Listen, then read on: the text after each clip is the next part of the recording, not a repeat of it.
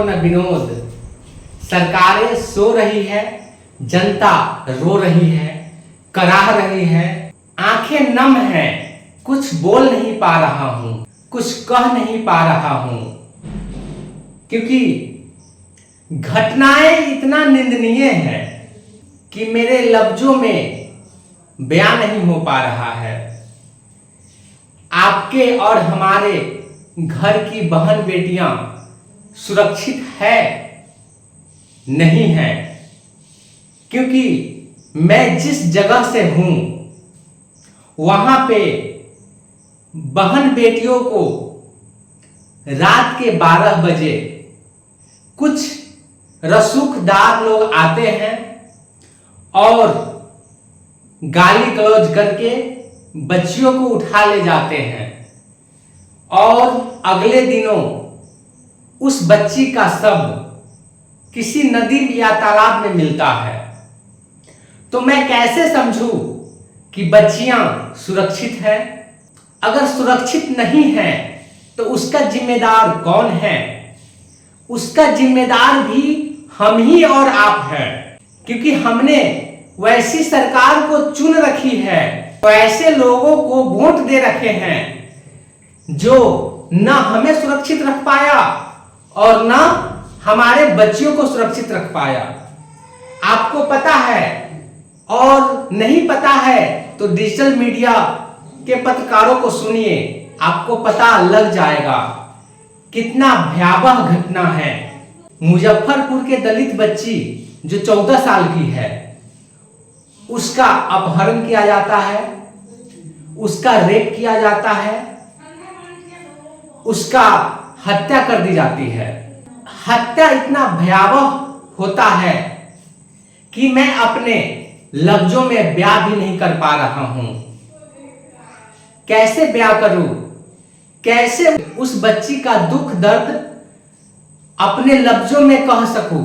मेरे पास उतना शब्द नहीं है, लेकिन इसका जिम्मेदार भी तो हम ही हैं। इसका जिम्मेदार तो हम ही और आप हैं, क्योंकि वैसे लोगों को वोट दे रखे हैं, वैसे लोगों को सत्ता में बैठा रखे हैं जो न हमें सुरक्षित रख पाया न आपको सुरक्षित रख पाएगा। मैं आपको बता दूं कि सरकार आएंगी जाएंगी, बस वही 4 लोग हैं जो आज विपक्ष में बैठे हैं तो कुछ सत्ता पक्ष में बैठे हैं।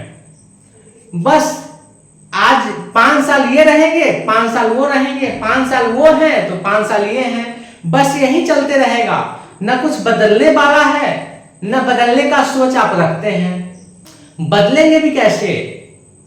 सरकार जो आपको चूरन दे रखी है, 5 किलो राशन, 5 किलो राशन, बस इसी 5 किलो राशन पर तो बिक जाना है।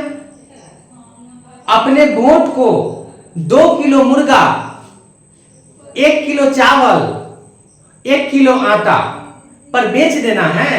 बेच दीजिए। आप मुखिया कैसे चुनते हैं?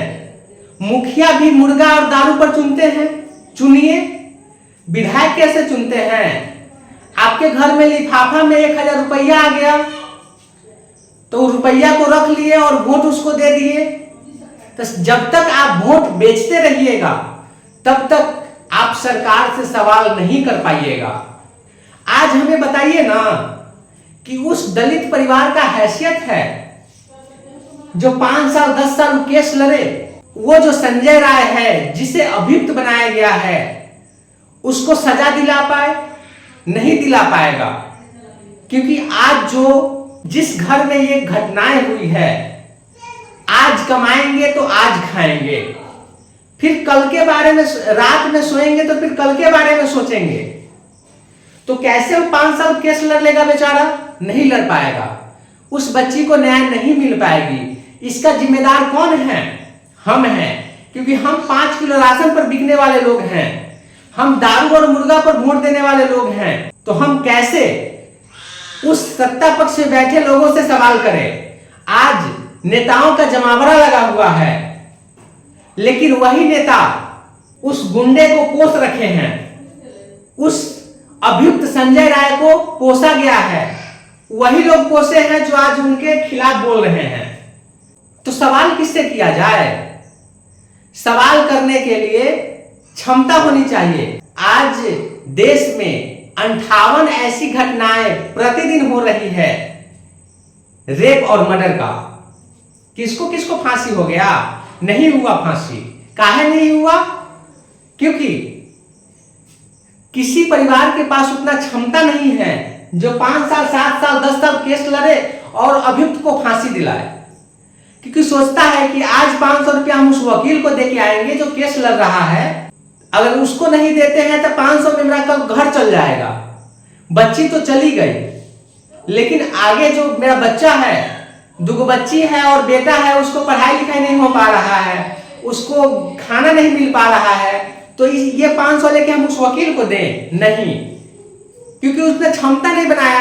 5 किलो राशन पर जो बहला फुसला रही है, बस वही कारण है।